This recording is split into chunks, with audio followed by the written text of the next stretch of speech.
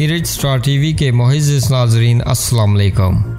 नाज़रीन, यहाँ पर आपको एक अफसोसनाक खबर देते चलें कि आज़ाद कश्मीर बाग 24 घंटों में ट्रैफिक का दूसरा बड़ा हादसा। नाज़रीन, माल बरदार डंपर गहरी खाई में जा गिरा, 2 हकीकी भाई मौका पर जाँ बाक हो गए।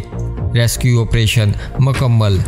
नाज़रीन, तफसीलात के मुताबिक बाग शहर के करीब पन्याली के मकाम पर आटे से लदा डंपर सैकड़ों फुट गहरी खाई में जा गिरा। हादसे में 2 हकीकी भाई मौका पर जाँ बाक हो गए। रेस्क्यू ऑपरेशन जारी, मय्यतों को निकाल लिया गया।